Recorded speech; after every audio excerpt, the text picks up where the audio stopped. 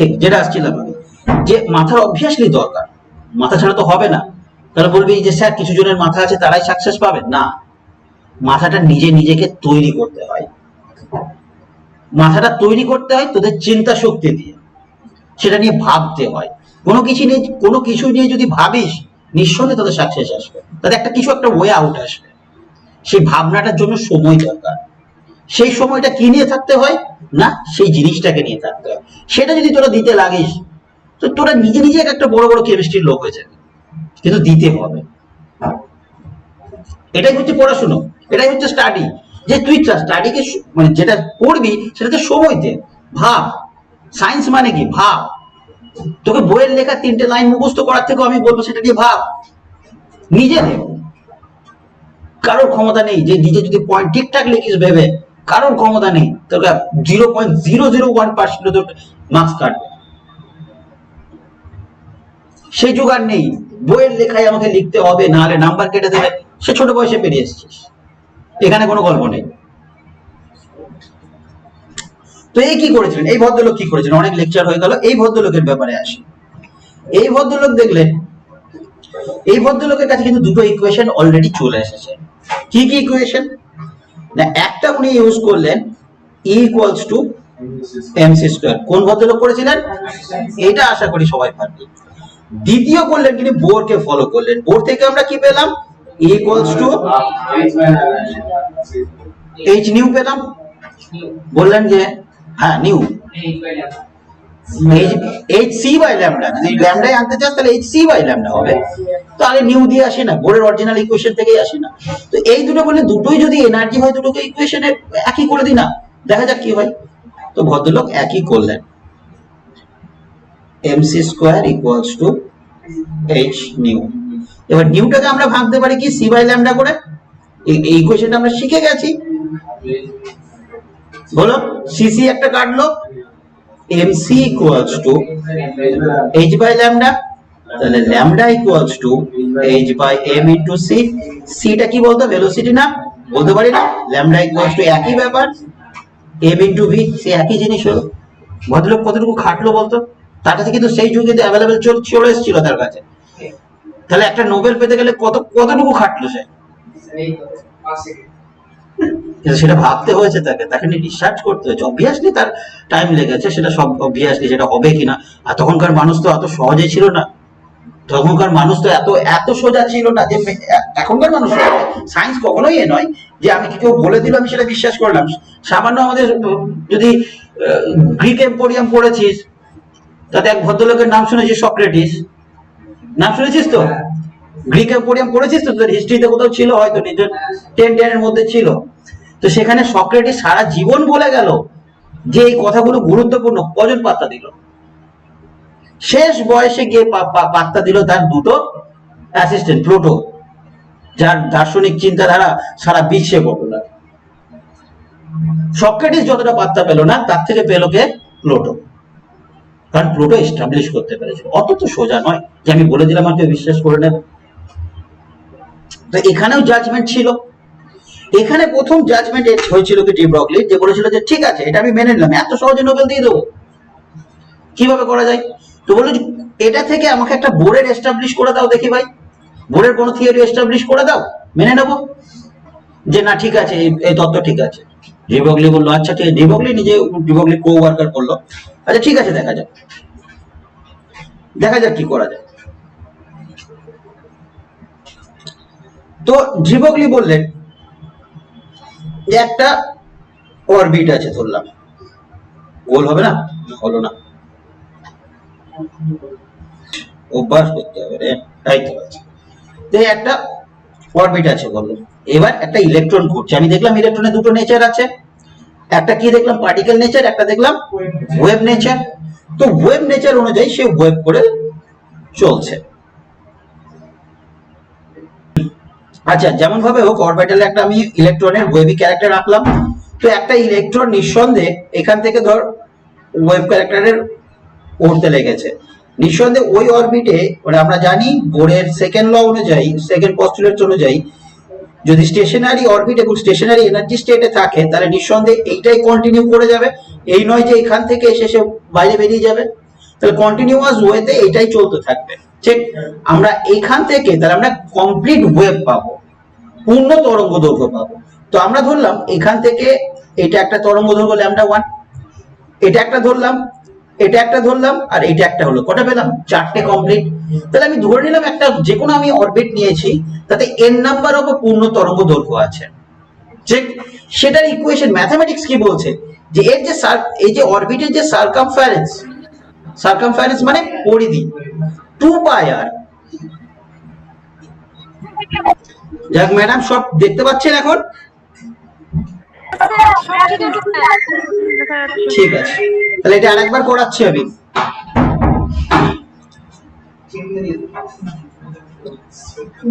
তো এই এক অরবিট আছে, হ্যাঁ, যেখানে ইলেকট্রন গুলো মুভ করছে। ওয়েভ যদি ক্যারেক্টার শো করায় আমরা, তাহলে ওয়েভ আকারে মুভ করছে, প্রোপাগেট করছে, এগিয়ে চলছে। তো ওয়েভ আকারে যদি এগিয়ে চলে তাহলে নিঃসন্দেহে আমরা একটা কমপ্লিট ওয়েভ পাবো। এই হবে না যে এখান থেকে বেরিয়ে চলে যাচ্ছে, সেটা কোনোদিন সম্ভব নয়। যদি সে স্টেশনারি এনার্জি নিয়ে আছে এবং স্টেশনারি অরবিটে আছে, তাহলে কিন্তু কোনোভাবেই বেরিয়ে যাচ্ছে না। তো যদি না বেরিয়ে যায়, আমরা জানি তরঙ্গ দৈর্ঘ্য কাকে বলে। উপরের পোর্শনে, এই উপরের পোর্শনের সঙ্গে একটা কমপ্লিট ওয়েভ লেন্থ পাবো, আমরা তরঙ্গ দৈর্ঘ্য পাবো। নেক্সট এখানে একটা তরঙ্গ দৈর্ঘ্য পাবো, এখানে একটা তরঙ্গ দৈর্ঘ্য পাবো, এবং এখানে একটা তরঙ্গ দৈর্ঘ্য পাবো। তাহলে 1 2 3 4 এবং 5টা পেলাম আমরা।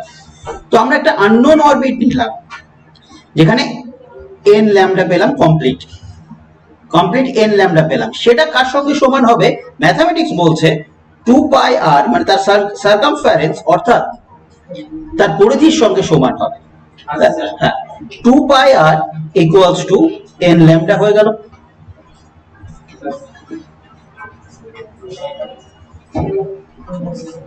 টু পাই আর সমান n ল্যামডা হলো।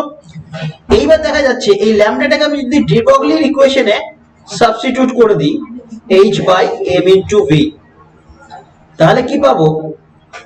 2πr equals to n into h/mv। তাহলে আমি দেখি mv টাকে এইদিকে নিয়ে গেলাম, 2π টাকে ওদিকে নিয়ে গেলাম, mvr equals to nh/2π। nh/2π টা বোরের ফার্স্ট পস্টুলেট ছিল না, বোরের প্রথম সূত্র ছিল না। যদি এটা বোরের এস্টাবলিশ সূত্রকে এস্টাবলিশ করে দিল, তখন সবাইকে মানতে বাধ্য হলো তার কথা। তো সেই জন্যই আমাদের ডি ব্রগলি, এই কারণে ডি ব্রগলিটা এস্টাবলিশড হয়ে গেল এবং তারটাই সত্য বলে মেনে নেওয়া হলো, ঠিক। বেশ, এইবার দেখি আমরা এখানে ডি ব্রগলির একটা অ্যাপ্লিকেশন দেখব। আমরা জানি গতিশক্তি, কাইনেটিক এনার্জি সমান কি জানি? হাফ mv স্কয়ার, জানি কিনা? হাফ mv স্কয়ার জানি। তো ঠিক আছে, তো আমরা এখানে দেখলাম ল্যামডা ইকুয়ালস টু h/mv, ঠিক। দুই পক্ষকে যদি আমি আস্তে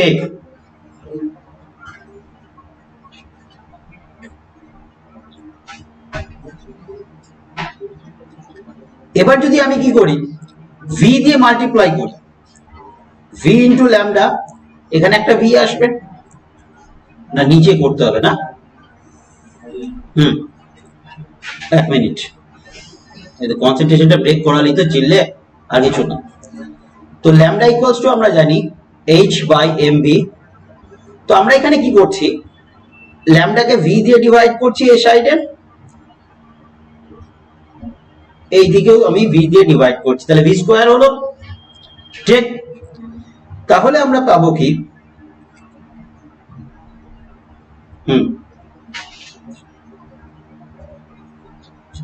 তো এখানে আমি যদি এবার হাফ দিয়ে মাল্টিপ্লাই করি, অর্থাৎ তাহলে এখানে হাফ আসবে, এটাকে আমরা কাইনেটিক এনার্জি বসিয়ে দিতে পারবো না? কিছু গন্ডগোল করলাম আমি, দেখলি তো, কনসেন্ট্রেট ব্রেক করলি, কিছু গন্ডগোল করে দিলাম। আচ্ছা বেশ, বুঝেছি কিছু গন্ডগোল করেছি আমি, নির্দ্বিধায়। চিল্লাস না বাবু, ক্লাসটা করতে দে একটা। এমনিতে তো এই ভার্চুয়াল ক্লাস আমাকে কত দিকে খেয়াল রাখতে হচ্ছে। তো কাইনেটিক এনার্জি সমান আমরা দেখলাম হাফ এমভি স্কোয়ার, আবার এখানে দেখলাম lambda equals to H by MV. ঠিক, তো kinetic energy half MV square কে আমি মাল্টিপল করলাম এটাকে এম দিয়ে, এখানেও তাহলে মাল্টিপল করলাম আমি এম দিয়ে, তাহলে এম ইন্টু কাইনেটিক এনার্জিকে আমরা লিখলাম ইকে, তাহলে এলো আমার half M square V square. তো হাফটাকে এদিকে চলে যাক, M square V square equals to চলে এলো কত, 2m ইকে, 2m ইকে, তাহলে mv সমান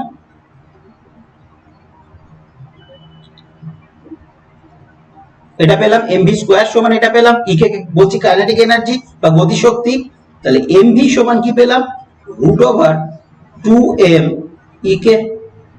এবার mv এর ভ্যালুটা আমরা ডি ব্রগলির ইকুয়েশনে বসিয়ে দেব।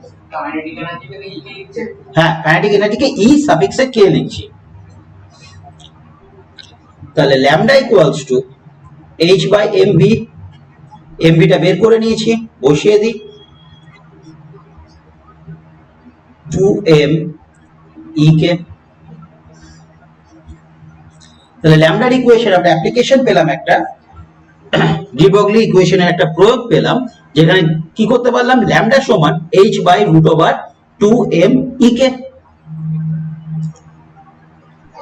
তাহলে এই যে কিছু নিউমেরিক্যালস আমাদের থাকবে কাইনেটিক এনার্জি দিয়ে, সেটাও আমরা বের করতে পারবো।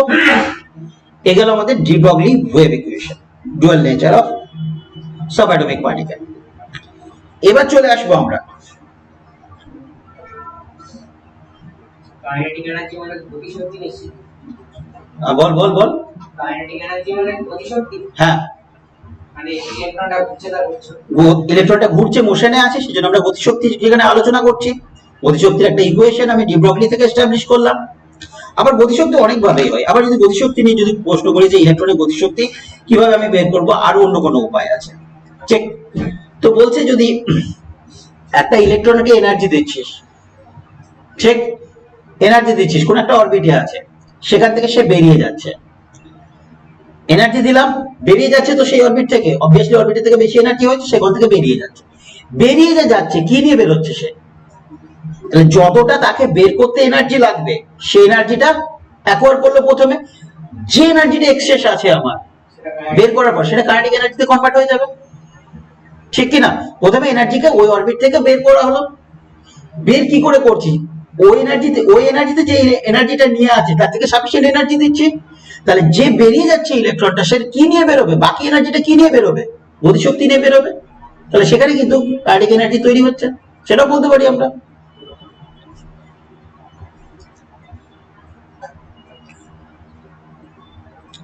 বেশ, এবার চলে আসবো আমরা হাইজেনবার্গ।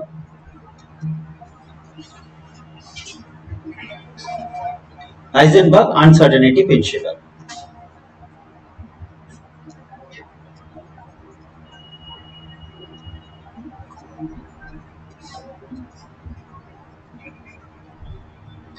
বলছে হাইজেনবার্গের অনিশ্চয়তার সূত্র কি বলছেন উনি, বলছেন একটা অরবিট আছে, সেই অরবিটে একটা ইলেকট্রন আছে, তো ইলেকট্রনকে কি আমি খালি চোখে দেখতে পাবো না? ঠিক, তাহলে ইলেকট্রনকে দেখতে গেলে আমাকে কি করতে হবে, ইলেকট্রনিক মাইক্রোস্কোপ নিয়ে দেখতে হবে। আচ্ছা, দেখা মানে কি, দেখা মানে একটা ফোটন পার্টিকেল। আমি দেখছি কিভাবে, লাইটটা যদি তোর কাছে না পড়তো, না আসতো, তাহলে আমি দেখতে পেতাম? তাহলে ইলেকট্রনকে দেখছি মানে ইলেকট্রন একটা লাইট যাচ্ছে, লাইট মিন্স কি আমি কি বলতে পারি, বাঞ্চ অফ ফোটন পার্টিকেলস। তাহলে ফোটন পার্টিকেলস গিয়ে ইলেকট্রনে পড়লো, ইলেকট্রন থেকে রিফ্লেক্ট হলো, আমি দেখতে পেলাম ইলেকট্রনকে ইলেকট্রনিক মাইক্রোস্কোপে। বেশ, এবার বলা হচ্ছে যে এই যে একটা ইলেকট্রন, তার মাস অতি নগণ্য, আমরা দেখেছি, আমরা আশা করি পড়েছি, আমরা জানি কত ইলেকট্রনের মাস কত, 9.1 into 10 to the power minus 31 KG. তাই তো, খুবই নগণ্য, তাই না? তাতে যদি একটা ফোটন পার্টিকেল পড়ে, তাহলে সেটা তার যে ইলেকট্রনটা যেখানে ছিল সেখান থেকে ডিসলোকেট হবে কিনা? একটা ফোটন পার্টিকেল এসে ধাক্কা মারলো একটা ইলেকট্রনকে, ইলেকট্রনটা ডিসলোকেট হবে, এবং ফোটন পার্টিকেলটা মোশনে আছে, ইলেকট্রনটা মোশনে আছে, দুটোই মোশনে আছে, ডিসলোকেট তো হবেই, তার সঙ্গে তার ভেলোসিটি বা মোমেন্টামেও তো একটা এফেক্ট পড়বে, মোমেন্টামে একটা এফেক্ট পড়বে, তাই না? তো মোমেন্টাম হয় বাড়বে নাহলে কমবে, সেটা আলাদা বিষয়, আমি সেটার দিকে ক্যালকুলেশনে যাচ্ছি না। মোমেন্টামে একটা এফেক্ট পড়বে, তাহলে চেঞ্জ কি কি হচ্ছে? পজিশন চেঞ্জ হচ্ছে এবং মোমেন্টাম চেঞ্জ হচ্ছে, তাই তো? ছিলাম, হ্যাঁ। তো হাইজেনবার্গ আনসার্টেনিটি প্রিন্সিপালে আমরা দেখলাম, যদি একটা ফোটন পার্টিকেল, আমি যদি একে দেখতে চাই, ইলেকট্রনকে দেখতে চাই, তাহলে আমাকে ফোটন পার্টিকেলকে ফেলতে হচ্ছে। ফোটন পার্টিকেল যদি পড়ছে, তাহলে ইলেকট্রনটা ডিসলোকেট হচ্ছে, নিজের জায়গা থেকে পজিশনটা সরছে, অ্যাজ ওয়েল অ্যাজ মোমেন্টামেও কিছু চেঞ্জ হচ্ছে। তো হাইজেনবার্গ এটাকে কি বললেন, যে ফর সাব অ্যাটমিক পার্টিকেল, আবার আসছে কিন্তু সাব অ্যাটমিক পার্টিকেল, তো সাব অ্যাটমিক পার্টিকেলের জন্য বলছেন যে আমরা একই সঙ্গে সাইমালটেনিয়াসলি একই সঙ্গে পজিশন এবং মোমেন্টাম 100% অ্যাকিউরেসির সঙ্গে মেজার করতে পারি না। We can't measure position as well as the momentum with 100% accuracy for a subatomic particle. তার মানে কি আছে, অ্যাকিউরেসি যদি 100% অ্যাকিউরেসি দিয়ে আমরা মেইনটেইন করতে মেজার করতে না পারি, তার মানে there must be an error, কিছু ভুল আছে, ত্রুটি আছে। তো সেই এররটা উনি ক্যালকুলেশন করেছেন। কি কি এরর করেছেন? না, একটা পজিশনের এরর আর একটা মোমেন্টামের এরর। তো একটা পজিশনের এররকে উনি করলেন কিভাবে, ডেল্টা এক্স, আর একটা করলেন উনি মোমেন্টামের error, that is delta P. এবার এখানে বলা যায় পি সমান আমরা কি দেখেছি, এম ইন্টু ভি। দেখ, এটার এরর হওয়া সম্ভব খুব কম, একমাত্র বাইন্ডিং রেডিও অ্যাক্টিভিটিতে আমরা দেখতে পাই। তো মাস চেঞ্জ আমরা ধরলাম না, তাই তো? রেডিও অ্যাক্টিভিটিতে আমরা তাই দেখি, তো রেডিও অ্যাক্টিভিটি পড়েছিস ক্লাস? হ্যাঁ, তো মাসই তো কিসের শক্তিতে রূপান্তরিত হয় না? তো অ্যাটমিক বমের কনসেপ্টই তো তাই, অ্যাটমিক বমের কনসেপ্টই তাই, যে মাস ডিফেক্ট তৈরি হবে। মাস ডিফেক্ট যদি তৈরি হয়, সেই মাস ডিফেক্টটা কিসে কনভার্ট হবে? এনার্জিতে কনভার্ট হবে। সেই এনার্জিতে আমরা অ্যাটমিক বম আকারের যে এনার্জি পাই সেগুলো দেখতে পাই। তো সেখানে অনেক গল্প আছে, শুধু ওইটুকুই নেই, তার সঙ্গে অনেক কিছু আছে, বাইন্ডিং এনার্জি আছে, অনেক কিছু, নিউক্লিয়ার ফিশন আছে, ফিউশন আছে, দুই ধরনের অনেক কিছু আছে, সেগুলো আমরা ডিসকাস এখন করছি না। তো ধরে নিলাম আমরা মাসকে চেঞ্জ তো করা যাচ্ছে না, তাহলে চেঞ্জ কার হচ্ছে? ভেলোসিটি চেঞ্জ হচ্ছে। তাহলে ডেল্টা পি কেও কিন্তু আমি আবার একভাবে লিখতে পারি, এম ইন্টু ডেল্টা ভি, তাই না? উনি ক্যালকুলেশন করলে একটা ইকুয়েশন দিলেন, যে এই দুটো চেঞ্জকে যদি মাল্টিপল আকারে আমি লিখি, অর্থাৎ delta X into delta V greater equals to কত হতে হবে? H by 4 pi. এই delta X into delta P, sorry P কেন লিখলাম, ভুল লিখেছি, মোমেন্টাম তো, delta X into delta P greater equals to H by 4 pi. এবার পিটাকে আমি যদি আবার ভাঙি, delta X into M into delta V greater equals to H by 4 pi. তো আমরা লিখতে পারি delta X into delta V greater equals to H by 4 pi M. করতে পারি না?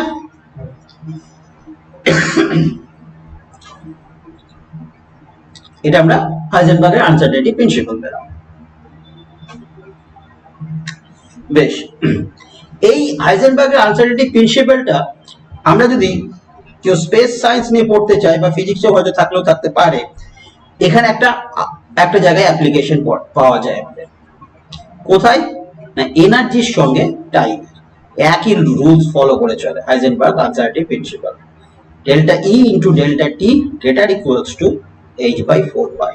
এটা অনেক হলিউডে যদি তোরা সায়েন্স রিলেটেড মুভি দেখিস, অনেক মুভিতে এটার গল্প আছে, হাইজেনবার্গ আনসার্টেনিটি প্রিন্সিপাল।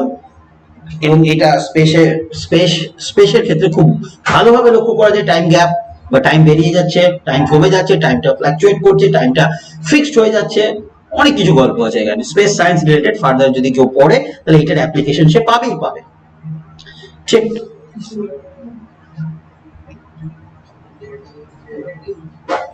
এবার এখানে চলাই, এটা আমরা একটা জিনিস পড়বো যেটার নাম হচ্ছে এইচ ক্রস। এটা কি একটা, এটা কোয়ান্টাম কেমিস্ট্রির একটা অংশ। এইচ ক্রস, এইচ ক্রস সমান কি? এইচ ক্রস সমান হচ্ছে h/2।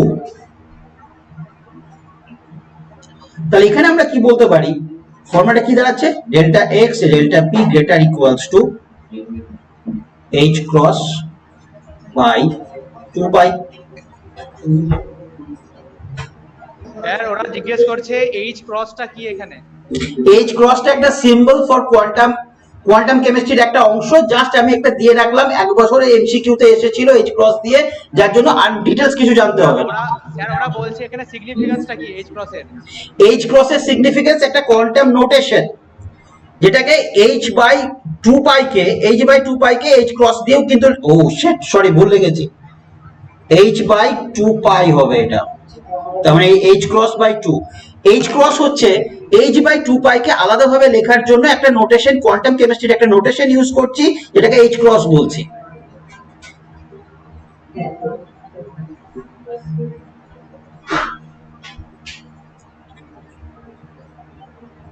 এর থেকে বেশি কিছু নয়, বোঝা গেছে?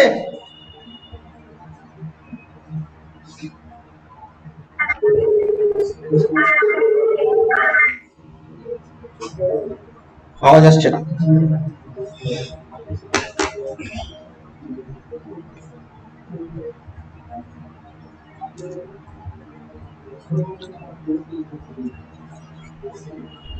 তো এই গেল আমাদের হাইজেনবার্গ আনসার্টেনিটি প্রিন্সিপাল, সেখানে দিয়েও কিছু নিউমেরিক্যালস পাবো আমরা। এই দুটো ল ছিল তো। এরপরে কি আমাদের বাকি আছে? এরপর যেটা বাকি আছে সেটা হচ্ছে শেপ অফ অরবিটালস, সেটা একটু ড্র করব।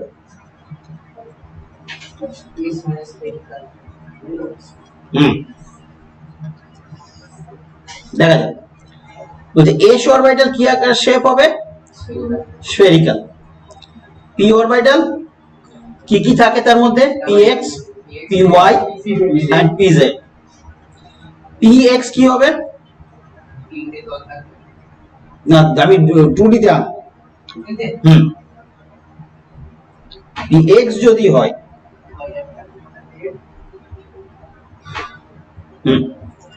এটাকে বলবো x অ্যাক্সিসের উপরে রয়েছে px। py আছি,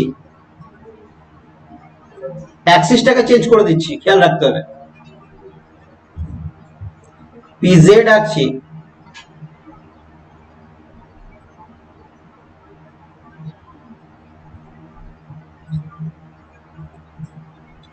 এটা হলো p ডাম্বেল শেপ। ডি অরবিটালে যদি আঁকি আমি,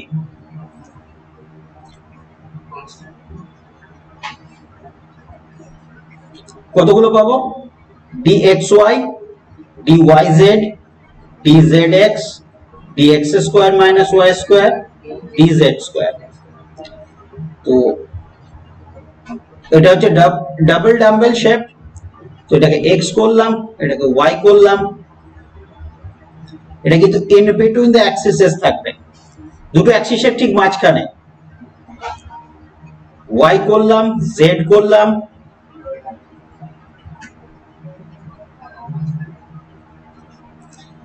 z করলাম, x করলাম,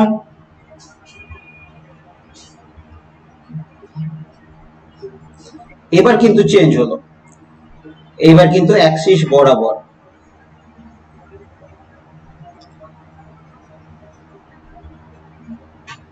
z করলাম, একই অরবিটালে দুটো থাকবে, মানে একটা আছে ভার্টিক্যালি, একটা আছে হরাইজন্টালি, কিন্তু একটাই অ্যাক্সিসে আছে, দ্যাট ইজ z।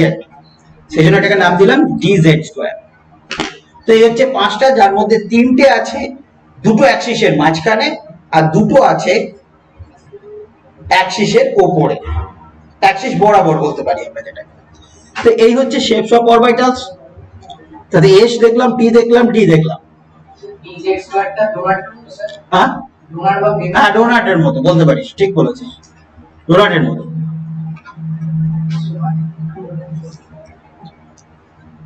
এবার আমি একটা কোশ্চেন দেব, if g orbital is possible then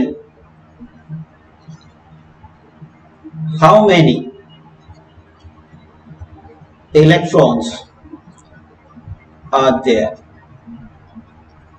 যদি জি সাবশেল বা জি অরবিটাল যদি পসিবল হয় তাহলে সেখানে কতগুলো ম্যাক্সিমাম ইলেকট্রন থাকবে, কতগুলো ইলেকট্রন থাকবে? ইফ এর আইটা কোথায় গিয়ে টাচ করে গেল, এই যে সমস্যা। ইফ, এটা ইফ আই,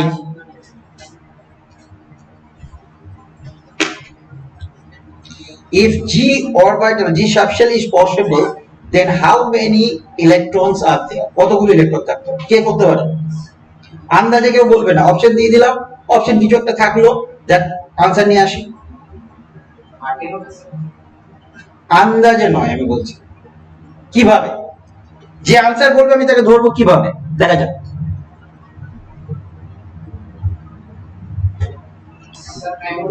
হ্যাঁ স্যার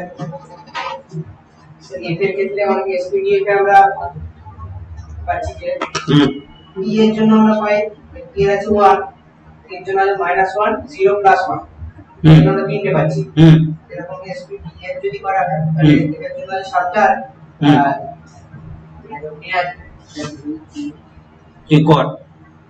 তো যদি আমি দেখি L 0 for 1, 0 for S orbital, 1 for P orbital, 2 for D orbital, 3 for F orbital, 4 তাহলে G হবে, তাহলে L সমান 4 পেলাম।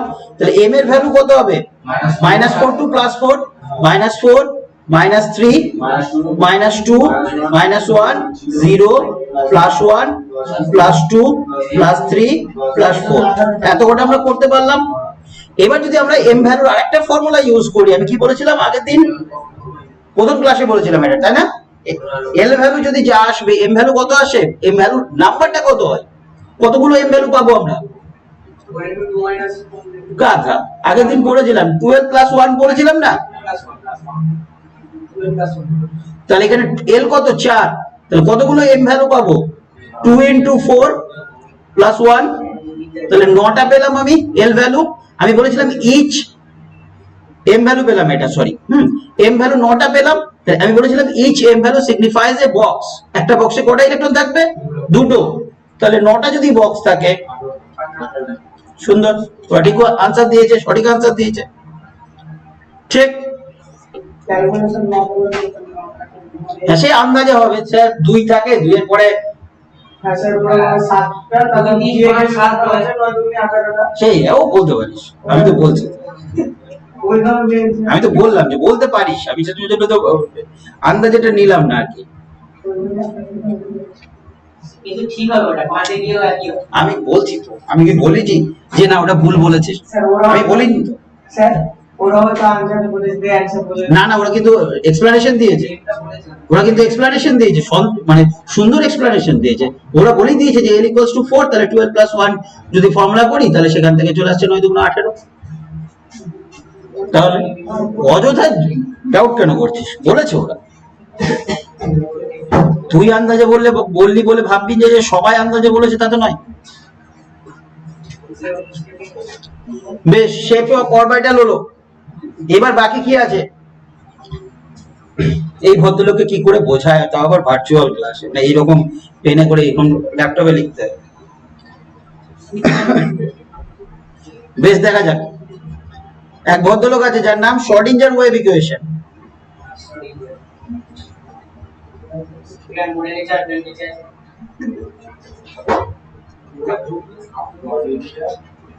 শুধু ইকুয়েশনটা করবে, আর কিছু করার দরকার নাই, এখানে জীবনেও আসে না, শুধু নামটা শুধু জাস্ট লিখে রেখে দিয়ে দিয়েছে, শর্ডিঞ্জার ওয়েভ ইকুয়েশন, তার এর সঙ্গে কিছু আসবে না। আচ্ছা, সাই একটা ওয়েভ ফাংশন ধরা হয়েছে, সাই একটা কি ধরা আছে, ওয়েভ ফাংশন। কিরকম ভাবে ওয়েভ ফাংশন বলা হয়েছে? ধর একটা ওয়েভ প্রপাগেট করছে, তো এই যে প্রপাগেশন অফ ওয়েভটা যে কিভাবে এগিয়ে চলেছে তাকে একটা ফাংশন দিয়ে এক্সপ্রেস করা হয়েছে, যেটা বলা হয়েছে সাই, ঠিক। Del square psi by dx square, মানে x অ্যাক্সিস এর উপরে, plus 8 pi square m by h square e minus v psi equals to 0. এটা করে দেব psi by dx square plus 8 pi square m by h square e minus v psi equals to 0. psi বললাম এই যে wave function. এখানে আরো গল্প আছে, বলতে গেলে অনেক কিছু বলতে হবে। না না কেন, করতে পারিস, সে কিছু নাই। এটা একটা এই ধরনের গল্প আছে, এটাকে এইরকম ভাবে এক্সপ্রেস করা হয়। মানে অ্যাক্সিসটা অ্যাকচুয়ালি তিনটে অ্যাক্সিসের করা উচিত, তো তাহলে অ্যাকচুয়ালি এটা হওয়া উচিত ছিল D square psi D X square, D square psi D Y square, D square psi D Z square. সেটাকে একটা ল্যাপ্লাসিয়ান অপারেটর দিয়ে এরকম উল্টানো ডেল্টা করে দেওয়া হয়। বুঝতে পারলাম? এই সবের জায়গায় এখান থেকে শুরু হয়ে গেল। এখানে সমস্ত শর্ডিঞ্জার ওয়েভ ইকুয়েশন কোয়ান্টাম কেমিস্ট্রি ছাড়া খুব ভালোভাবে এক্সপ্লেনেশন হয় না। কোয়ান্টাম কেমিস্ট্রি তো সিলেবাসে নাই। এখানে এইচ ক্রস পাবি, এখানে ওয়েভ ফাংশনের অর্থোগোনালিটি পাবি, আইগেন ভ্যালু আইগেন ফাংশন পাবি, অনেক কিছু আছে। সেগুলো দিয়ে যাওয়ার আমাদের দরকার নাই। শুধু এই লাইনটুকু মনে রেখেছে, এখানে ভি হচ্ছে পোটেনশিয়াল এনার্জি, ই হচ্ছে এমনি নর্মাল এনার্জি, ব্যাস। আর কিছু মনে করা দরকার নেই। পাই কি সে জানিস, এইচ কি তাও জানিস, এম কি তাও জানিস, আর কিছু মনে রাখার দরকার নেই। জাস্ট ইকুয়েশনটাকে মনে রেখে দে। চলে আসি নোটস।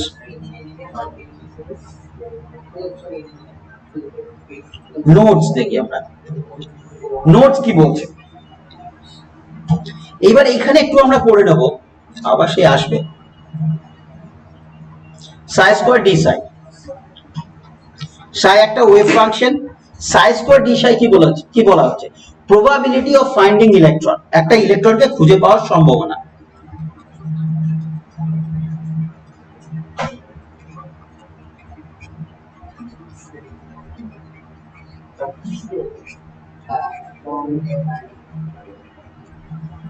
ইলেকট্রনকে খুঁজে পাওয়ার সম্ভাবনা। এবারে যদি এরিয়াটা মেজার করে দিই, সাই স্কয়ার ডি সাই, এটা হয়ে গেল আমাদের একটা পার্টিকুলার এরিয়ার মধ্যে ইলেকট্রনটিকে খুঁজে পাওয়ার সম্ভাবনা। এইটার সমান যদি আমরা বলি 0, তাহলে তৈরি হয় একটা নোড। মানে probability of finding electron, probability density of electron, that is probability of finding electron, একটা ইলেকট্রনকে খুঁজে পাওয়ার সম্ভাবনা সমান 0। তার মানে যেখানে ইলেকট্রন নেই তাকে আমরা কি বলবো? নোড বলবো। px এর z অ্যাক্সিস এর কোনো ইলেকট্রন নাই, নোড নোড পাবো না। দেখ বের করবে করি আমরা। তো নোডস, এবার একটা পার্টিকুলার অঞ্চলের কথা বলছি আমি, একটা এরিয়ার কথা বলছি, সেটাকে আমি তোরা আইডেন্টিফাই করতে হবে এটা কোনটা অঞ্চল, কোন এরিয়া। একটা এরিয়াতে বলছে -ইনফিনিটি টু +ইনফিনিটির মধ্যে ইন্টিগ্রেশন করলাম, নিয়ে সাই square D Sai equals to 0 এলো। সেই এরিয়াটা একটা অ্যাটমসের কোন এরিয়াতে, যেখানে আমি পেলাম না কিন্তু কোনো electron density, the probability of finding electron equals to 0 হয়ে গেল। এখানে একটা পার্টিকুলার এরিয়ার বলছি, সে যতই ইন্টিগ্রেশন কর, যতই তুই প্রবাবিলিটি ইলেকট্রনকে খোঁজার চেষ্টা কর, পাওয়া গেল না। কোন এরিয়া? অ্যাটমের চিন্তা কর, কোন একটা পার্টিকুলার অ্যাটমের পরমাণু কোন একটা এরিয়াতে আমি প্রবাবিলিটি অফ ফাইন্ডিং ইলেকট্রন অর্থাৎ সাই স্কয়ার ডি সাই কে ইন্টিগ্রেশন করছি, ভ্যালু আসছে কিন্তু 0। সে যত রেঞ্জ বাড়ায় ওই এরিয়ার মধ্যে, যত রেঞ্জ বাড়ায় 0 থেকে কিন্তু আর বেশি পায় না। কোন এরিয়া সেটা? খুবই ইজি, নিউক্লিয়াস না? যতই বড় তুই, আমি বলছি একটা অ্যাটম বলেছি, কিন্তু আমি কেন নিউক্লিয়াসকে বাদ দিইনি। কিন্তু পার্টিকুলার এরিয়ার মধ্যে যতই রেঞ্জ বাড়াতে যেভাবে ইন্টিগ্রেশন কর, কিন্তু সাই স্কয়ার ডি সাই সেখানে 0 আসতে বাধ্য, কারণ সেখানে ইলেকট্রন নেই। ঠিক। তো যাই হোক, নোটসে আমরা ডিটেইলস যাব না, এখানেও আর কিছু ডিটেইলস আমাদের নেই, আমরা এমনিতেই প্রচুর সিলেবাস পড়বো। তো দেখা যাক।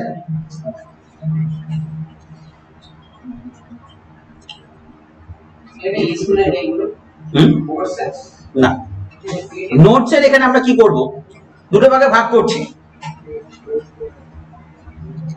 একটা বলছি নোটসে দুটো ফর্মুলা লেখা আছে, দেখ n - l - 1, আর একটা বলছি l। lটাকে বলা হচ্ছে nodal plane, or angular nodes. n minus l minus 1 টাকে বলছি radial or spherical nodes. এবার ধর তোকে তুই যেটা বলছিলিস আমাকে 3p নোড বের করতে। আচ্ছা তার আগে এটা বলে দিই, টোটাল নাম্বার অফ নোডস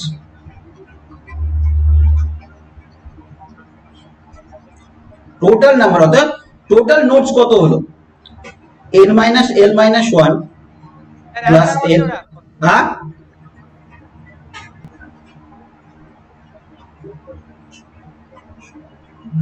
দুটোকে যোগ করলাম n minus 1 দাঁড়ালো, তাই তো? স্যার ওরা आंसर দিচ্ছে স্যার। হ্যালো, রেডিয়াল নোডটা 1 হবে। রেডিয়াল নোড 1 হবে, কি করে এলো 1? না n সমান 3, l সমান p এর জন্য 1 আর মাইনাস 1 তো আছেই, তাহলে 1 হলো সুন্দর উত্তর। আচ্ছা, আর নোডাল প্লেন কত হচ্ছে? 1। টোটাল নাম্বার অফ নোডস কত হলো? 1 plus 1 that is 2।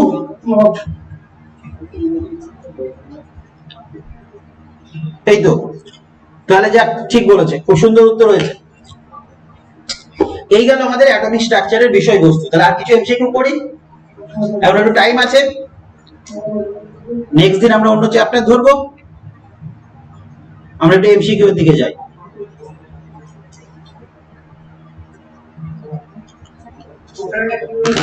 টোটালটা দুটোকে যোগ করে দিলাম, রেডিয়াল নোড আর টোটাল প্লেনটাকে। স্যার মানে স্যার প্রথম আগে এমনি মানে রেডিওলার মানে এটা বের করতে হবে না, তারপর টোটাল যা খুশি তোর যেটা সুবিধা লাগে সেটা বের কর আগে, কোনো ব্যাপার নেই, তোর যেটা সুবিধা হয় সেটা কর, কোনো অসুবিধা নেই।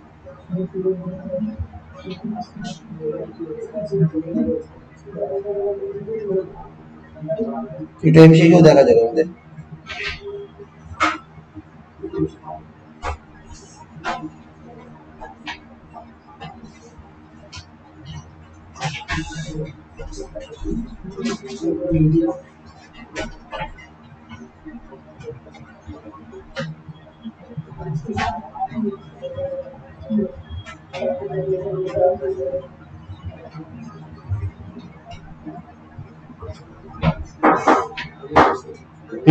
লেখা যাক, সোজা দিচ্ছি খুব। বলছে the energy of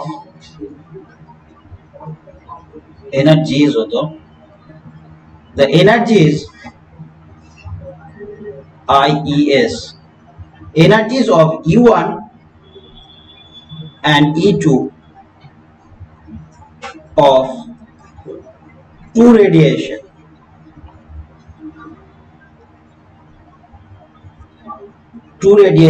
are 25 electron volt and 50 electron volt. देखा दे चोक से ना, 50 electron volt respectively.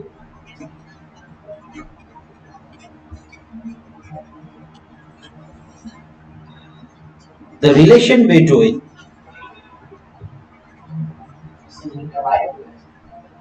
respectively, মুখে বলে দিচ্ছি respectively, relation between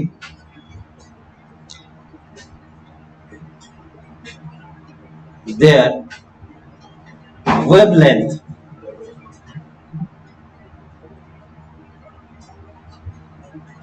lambda 1 and lambda 2 will be option দিচ্ছে 1:4, 1:2, 1:8, 2:1। বলছে দুটো এনার্জি দিয়েছে, দুটো the energies of E1 and E2, মানে দুটো এনার্জি দেওয়া আছে কার না দুটো রেডিয়েশনের। কি দেওয়া আছে এনার্জি? একটা হচ্ছে E1 হচ্ছে 25 ইলেকট্রন ভোল্ট, E2 হচ্ছে 50 ইলেকট্রন ভোল্ট।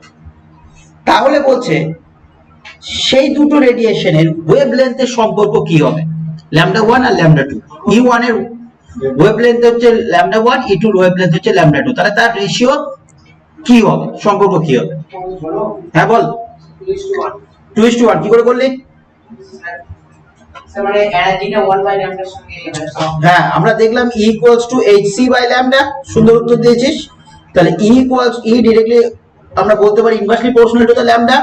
তাহলে দুটো সিরিজে যদি নিয়ে নিই, তাহলে U1 λ1, E2 1/λ2 করে দিতে পারি E1/E2 = λ2/λ1। তাই তো? λ2 কত? 50, λ2 কত? 25, তাহলে 2 পেলাম। সুতরাং আমরা বলতে পারি U1:E2 = 2:1।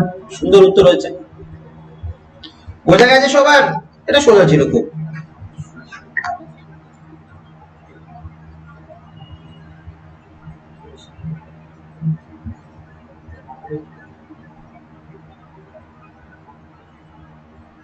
দেখা যাক নেক্সট। এটা ভালো পেয়েছি।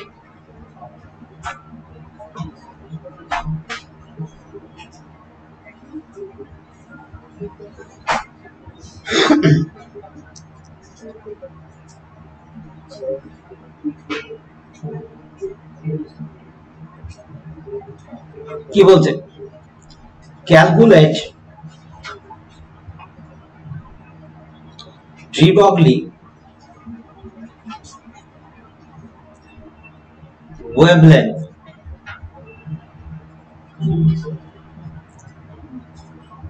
of the electron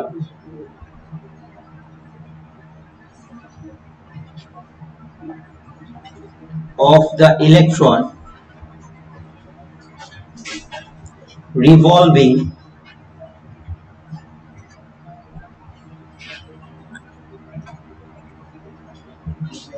around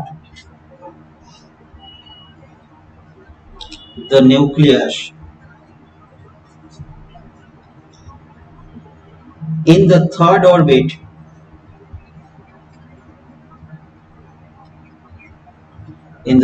orbit of hydrogen atom।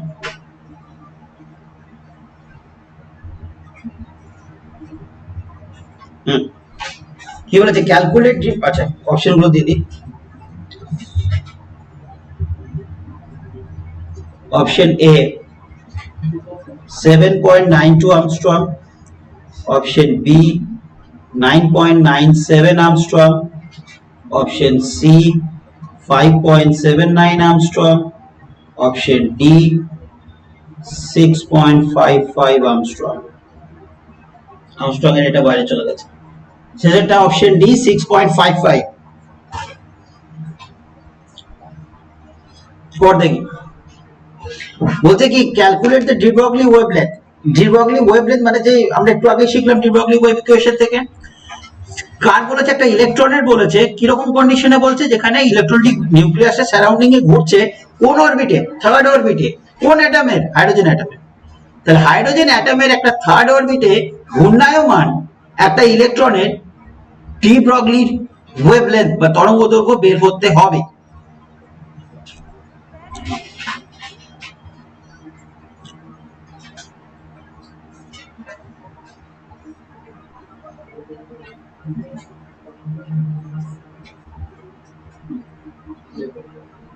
D এর অপশনটা দেখতে পাচ্ছি না। ডি এর অপশন বলে দিলাম 6.55 Armstrong। আবার লিখে দিচ্ছি 6.55 Armstrong।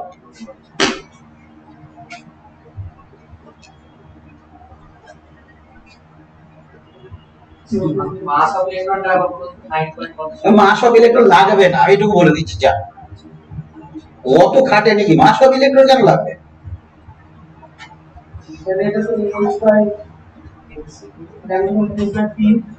ল্যামডা সমান, আচ্ছা বেশ। তারপরে পি সমান, আমার তো মাস লাগছে। তাহলে কত খাটবো? একটা এমসিকিউ করতে তো দিন পেরিয়ে যাবে। মাস করবো, এই করবো, তারপর ভেলোসিটি ডিভাইড করবো, হ্যান্ড করবো, তারপরে নিয়ে আসবো। কেন করবো? সহজে ভাব, মানুষ তো। মান আছে সঙ্গে, তার সঙ্গে কি আছে, একটা হুশও আছে তো। তাহলে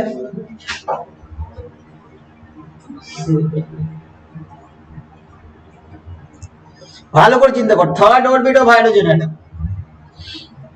সবকিছু বলে দিয়েছে।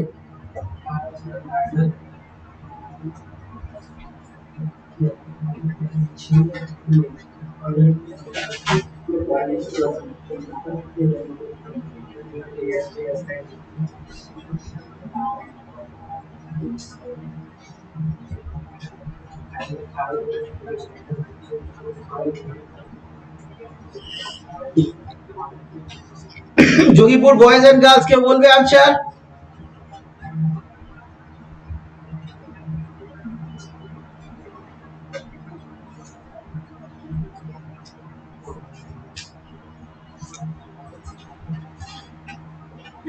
কি হলো রে, পড়ালাম রে, আজকেই পড়ালাম, আজকেই পড়ালাম, সেটাই। হ্যাঁ একদম আরএন এর থেকে হবে, একটা ভালো দিয়েছিস, কিন্তু তারপরে আরএন থেকে হবে, ঠিক। R N equals to R H into N square by Z. তাহলে আরএন টা ওখান থেকে পেয়ে যাবো আমি, ঠিক। যেখানে আরএইচ কত 0.53 অ্যাংস্ট্রম করে দেবো, এমসিকিউ করছি, 53 করে দিই, চালিয়ে দিই। তাহলে এখানে পিওর একটা পিওর নিউমেরিক্যাল ভ্যালু পাবো আরএন এর। এরপরে আরএন টা পেয়ে গেলাম, কিন্তু আমার চেয়েছে কি ল্যামডা। কি করে করবো, ল্যামডা চেয়েছে, কিভাবে করব? যোগীপুর বয়েজ এন্ড গার্লস মেয়েগুলো ভালো আনসার দিচ্ছিল, কোথায় গেল?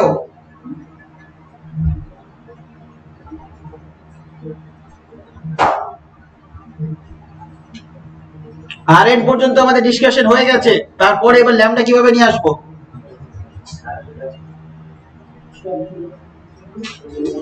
আরএন আমরা বের করে নিয়েছি, R3 ইকুয়ালস টু আমরা করে নিয়েছি 0.53 ইনটু n কত বলেছে, থার্ড অরবিট, আর কার বলেছে, হাইড্রোজেন বলেছে না, 1 করে দিলাম।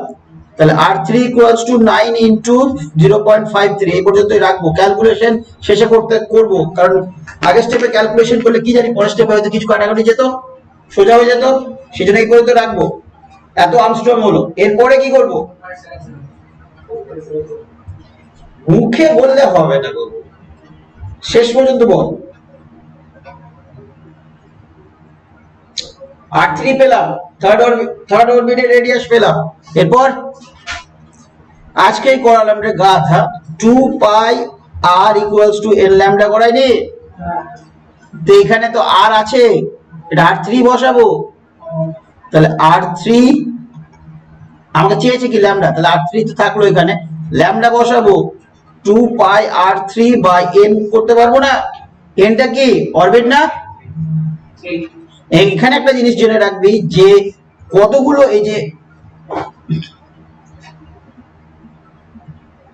এই যে ওয়েভটা চলে গেল এরকম ভাবে যাচ্ছে, সেটা কতগুলো ওয়েভ লেন্থ পাবো সেটা কার উপর ডিপেন্ড করে, অরবিটের উপরে। যে অরবিট ততগুলোই কিন্তু আমরা ওয়েভ লেন্থ পাই, অর্থাৎ এই n number of waves equals to the সেই অরবিট।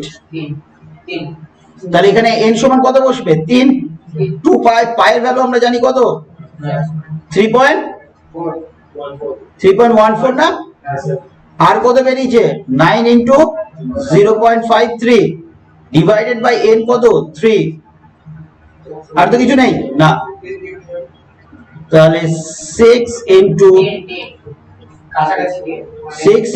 1 0.53, 318 কে হাফ কর, কত আসছে, 9 মানে একদম। আমাদের ক্যালকুলেশন করবো না, মুখে করবো, হয়ে গেল আনসার। কে কাটতে যাবে? আমরা দেখলাম 318 18 আসছে, 0.53 মানে হাফ ধরি, 0.5 করি, 18 কে হাফ করি, 9 আসছে। তো 9 এর কাছাকাছি কি আছে, এই যে 9.97 আছে, মেরে দিই।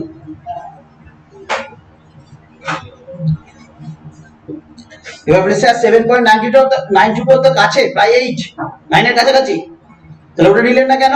তো দেখ এখানে 3.3 তো নেই, 3.14 আছে, তার মানে বেশি হবে। 0.5 নেই, 0.53 আছে, তার মানে বেশি হবে। তো 9.97 বুঝতে পারলাম কি? বুঝাতে পারলাম না ঠিক? হ্যাঁ স্যার। বেশ, টি মৌলিক সূত্র lambda equal to h by mv তারই তো অ্যাপ্লিকেশন। একটা 2 pi r equals এটাতে অ্যাপ্লিকেশন তার না? এটা অ্যাপ্লিকেশনটা হ্যাঁ, তো আমরা তো ওয়েভলেন্থ চলে আসছে না, ডিবকের ওয়েভলেন্থই চলে আসছে ওখানে। আচ্ছা, নেক্সট কোশ্চেন। ওরা মনে হয় শুনতে পাচ্ছে না রে, কি করব? বলতে ইফ, এটা খুব ভালো question, each hydrogen atom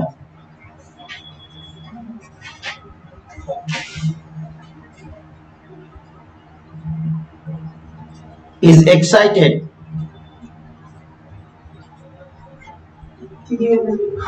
each hydrogen atom আমি বাংলা বলে দেবো, is excited by giving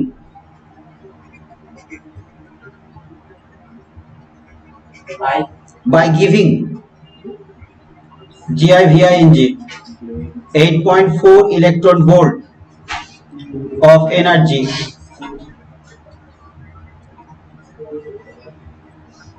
then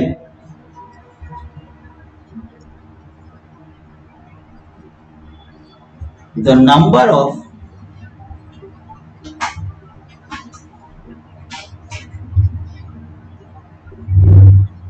spectral line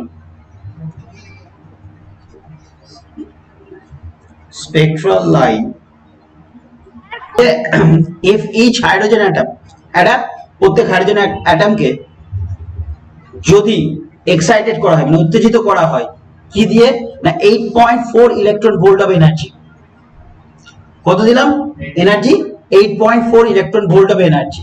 তাহলে কতগুলো স্পেকট্রাল লাইন পাবো? Balmer series, Lyman series, whatever this is, কতগুলো আমি স্পেকট্রাল লাইন পাবো?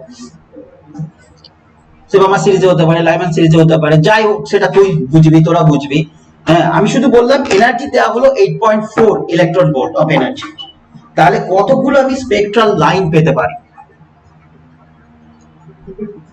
স্যার এটাতে হবে EM সমান PH Z স্কয়ার বাই, সে তুই যেভাবেই কর, আমাকে উত্তর দে।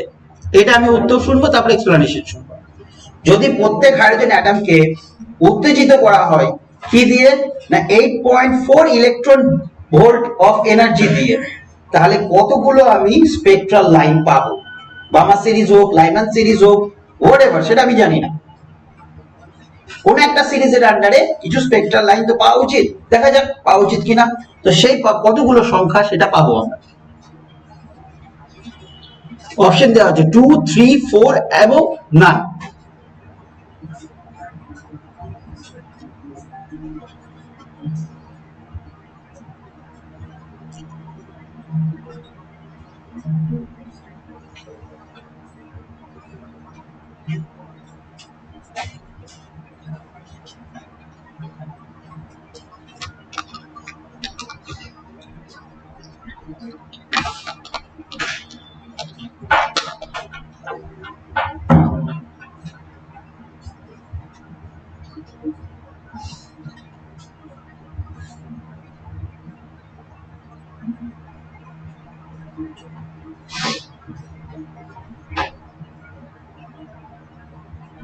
আনসার কি হবে আন্দাজে? না স্যার আমি ওর সব করেছি। তো স্যার 8.0 বাই আর H এর মান আসছে 13.6, মানে আর কি কাছাকাছি হবে, মানে আর কি যদি দিতে পারছেন সেটা তো এই একটা জিনিস বললি তুই, EH কত বললি? 13.6 বললি, কি সেটা ইলেকট্রন ভোল্ট তো? আর দেওয়া হয়েছে কত? তার থেকে বেশি না কম? 13.6 এর থেকে বেশি না কম? 13.6 কি ফার্স্ট এক্সাইটেশন এনার্জি, তাই তো? সে ফার্স্ট এক্সাইট হবে কোথায়, যে হায়ার লেভেলে যাবে, তার জন্য মিনিমাম 13.6 এর বেসিক রিকোয়ারমেন্ট। সেখানে আমি দিয়েছি কত? যাওয়ার জন্য, হায়ার লেভেল যাওয়ার জন্য এক্সাইটিং হবেই না, তার থেকে কম দিয়েছি কিনা 13.6 এর থেকে? হ্যালো হ্যালো, শুনতে পেলাম না তো। 13.6 হচ্ছে বেসিক রিকোয়ারমেন্ট ফর এক্সাইটেশন, সেখানে আমি দিয়েছি কত? 8.4, সে ভালোভাবে এক্সাইটই হবে না যে হায়ার লেভেল যাবে কেন? তাহলে আনসার কি হবে? নান। একটাও পাবো না আমি।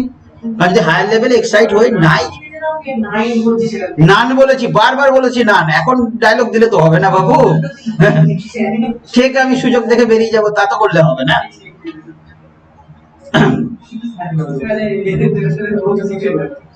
তো এই হচ্ছে ব্যাপার যে 13.6 আমার basic requirement for first excitation, তো সেখানে আমি দিয়েছি 8.4, তাহলে হায়ার লেভেলে সে যাবেই না, সেই পরিমাণ এনার্জি আমি সাপ্লাই করিনি। তাহলে হায়ার লেভেলে যদি না যায়, সেখান থেকে এনার্জি ছেড়ে লোয়ার লেভেলে আসা উচিত নয়। যদি এনার্জি ছেড়ে লোয়ার লেভেলে নাই আসে, তাহলে স্পেকট্রাল লাইন পাবো না। তো that's why the answer will be 0, that is none, NONE। বুঝে গেল? নেক্সট দিচ্ছি, দেখ এটা লাস্ট কর।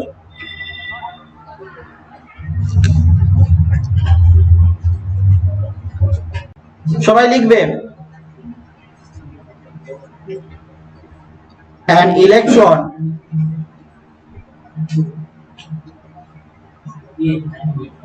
electron moves a distance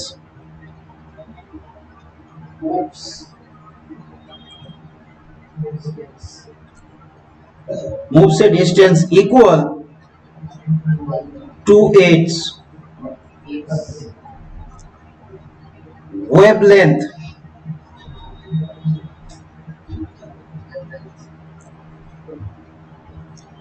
in 5 seconds.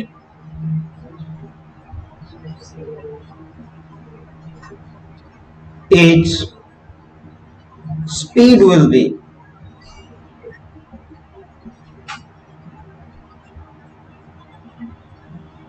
option A, option B √5 into h by 5m, option C 5 into √h by p, option D √5h by m। কি বলছে? বলছে একটা ইলেকট্রন ঘুরছে, কতদূর ডিস্টেন্সে ঘুরেছে? এমন একটা ডিস্টেন্সে ঘুরেছে যার তার ওয়েভলেন্থের সঙ্গে সমান হয়, অর্থাৎ ল্যামডার সঙ্গে সমান হয়। কত সেকেন্ডে? না 5 সেকেন্ডে। তাহলে একটা ইলেকট্রন মুভ করেছে কতদূর ডিস্টেন্স? না ল্যামডা ডিস্টেন্স। কত সেকেন্ডে? 5 সেকেন্ডে। তাহলে সেই ইলেকট্রনের স্পিড কত হবে? একটা ইলেকট্রন মুভ করেছে ল্যামডা ডিস্টেন্স কত সেকেন্ডে? 5 সেকেন্ডে। তাহলে সেই ইলেকট্রনের স্পিড কত হবে? করে দেখাও।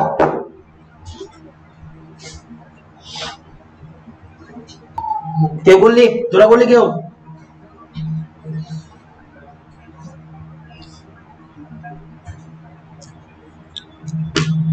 এখনো কেউ উত্তর দিতে পারলি না? দেখ, ডিস্টেন্স d সমান কত বলেছে? ল্যামডা। স্পিড সমান আমরা কি জানি? গতিবেগ। d ডিস্টেন্স বাই টাইম জানি না? তাহলে ল্যামডা বাই 5, এটুকু কনফার্ম তো? ঠিক কি না? স্পিড আছে অপশনে? অপশনে আছে কি? নেই তো? তাহলে কি হবে? আছে কি? তাহলে কি করে বলছিস? এবার ল্যামডাটাকে আমরা ভাঙতে পারি না?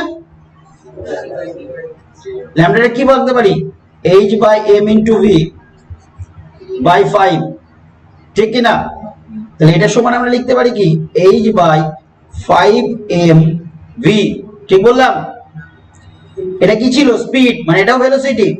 v সমান, তাহলে v কে এদিকে নিয়ে চলে আসি, তাহলে কি পাবো এখান থেকে? হ্যাঁ, তাহলে পেলাম আমি v square equals to h by 5m, ঠিক পেয়েছি তো? ঠিকঠাক।